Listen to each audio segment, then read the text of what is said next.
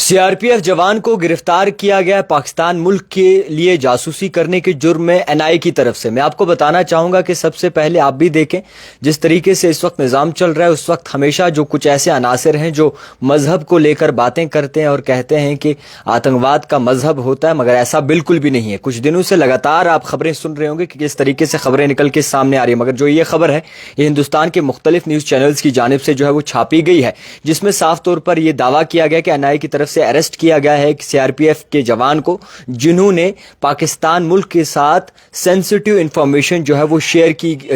की है Pakistan intelligence officers के साथ। मैं आपको बता दूं कि यह खबर हाल ही में निकलकर सामने आई है, जिसमें आपको बता दूं कि एक शख्स जिसका नाम मोती राम जट बताया जा रहा है, जो कि दिल्ली से वाबस्ता है और 2023 से लेकर अभी तक जो है यह दावा किया जा रहा है कि पाकिस्तान मुल्क की एजेंसीज के साथ काम करते हैं, सेंसिटिव इंफॉर्मेशन शेयर करते थे और जिसके बदले इन्हें पैसा भी मिलता था और मुख्तलिफ जगहों से जो है ये पैसा लेते थे। इसी के बाद मैं आपको ये भी बताना चाहूंगा कि जिस तरीके से ये फंड्स लेते थे उसमें आपको बता दूं कि वेरियस चैनल्स के थ्रू जो है ये फंड्स लेते थे, जिसमें एनआईए की तरफ से इन्हें जो है फिलहाल रिमांड में रखा गया है। 6 जून तक पूछताछ की जाएगी, इंट्रोगेशन की जाएगी और इनसे जाना जाएगा कि और कौन सी ऐसी चीजें हैं जो ये पाकिस्तान इंटेलिजेंस ऑफिसर्स के साथ शेयर करते हैं। मैं आपको बता दूं कि फिलहाल के तौर पर आपको ये मुकम्मल तौर पर पता होना चाहिए कि एक सीआरपीएफ में काम करता था एक नौजवान, और इसी के साथ साथ मोती राम जट इसका नाम होता था, जो पाकिस्तान इंटेलिजेंस ऑफिसर्स के लिए 2023 से काम करता था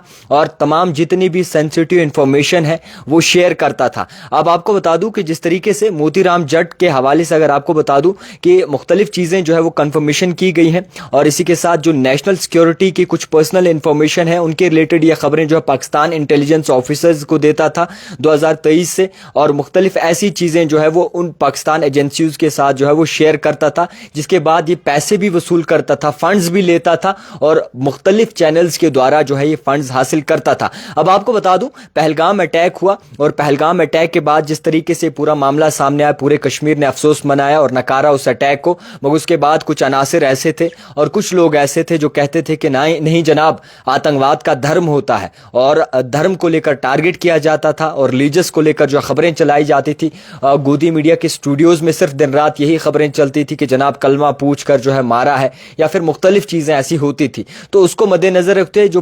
एक पर्टिकुलर धर्म है उसके खिलाफ जो है खबरें चल रही थी, उसे टारगेट किया जा रहा था और एक आइडेंटिटी को टारगेट किया जा रहा था। मगर जिस तरीके से अब ये खबरें निकलकर सामने आ रही हैं, जिसमें लगातार आप कुछ दिनों से देख रहे होंगे कुछ ऐसे लोगों को गिरफ्तार किया जा रहा है हिंदुस्तान के मुख्तलिफ हिस्सों से, जो साफ तौर पर पाकिस्तान की एजेंसीज के लिए, पाकिस्तान के लिए काम करते थे, इंफॉर्मेशन शेयर करते थे। चाहे वो कल की बात करें, कल भी आपने देखा कि किस तरीके से एक नौजवान जो काफी अरसे से जो है पाकिस्तान की एक एजेंसीज के लिए जो है काम करता था, कंस्ट्रक्टेड जितनी भी बिल्डिंग्स हैं आईएएफ की या फिर मुख्तलिफ ऐसी बिल्डिंग्स हैं उनके हवाले से जो खबरें पाकिस्तान के एजेंसीज तक पहुंचाता था, उसे भी गिरफ्तार किया गया। और आज की ये दूसरी खबर है जिसमें साफ तौर पर यह दावा किया गया कि एनआईए की तरफ से अरेस्ट किया गया है सीआरपीएफ के एक जवान को, जो पाकिस्तान की एजेंसीज के लिए इंटेलिजेंस ऑफिसर्स के लिए काम करता था 1 साल से और मीडियम थ्रू मुख्तलिफ चैनल्स के थ्रू जो है ये फंड्स हासिल करता था। तो अफसोस की बात है, हमें मुल्क से प्यार होना चाहिए। अगर मुल्क की बात जब आती है तो वहां पर जो है सबसे पहले देशभक्ति देखी जाती है, मगर कुछ ऐसे लोग भी हैं जो फितना फसाद धर्म के नाम पे फैलाते हैं, ऐसा बिल्कुल नहीं है। और जिस तरीके से एनआईए ने ये काम किया है, 6 जून तक जो है इसे रिमांड पर लिया है, इनसे पूछताछ होगी और भी पूछताछ की जाएगी कि कहाँ से पैसे आते थे, किस तरीके से आप काम करते थे, कौन कौन सी स्पेसिफिक इंफॉर्मेशन जो है वो आपने शेयर की है, किन लोगों के साथ की है, कब कब की है। मगर as per data, as per खबर ये कहा गया है कि 2023 से ये काम करता था, यानी कि कई साल हो गए इसे काम करते हुए, और ऊपर से जवान था, सीआरपीएफ में काम करता था। तो बिल्कुल जो टारगेट बनाया है, जो इस तरीके से ये काम करता है, बिल्कुल अंदेशा नहीं था कि इस तरीके से जो है ये काम करता होगा। फिलहाल ये बड़ी खबर इस वक्त की आप तक पहुंचाने की कोशिश की। एक सीआरपीएफ जवान को अरेस्ट किया गया है, मजीद इनके साथ तहकीकात चल रही है, पूछने की कोशिश की जा रही है। रिमांड पर 6 दिन के लिए रखा जाएगा, उसके बाद जो है इसे सामने लाया जाएगा। देखते रहिए द टाइपराइटर जावेद खान के साथ।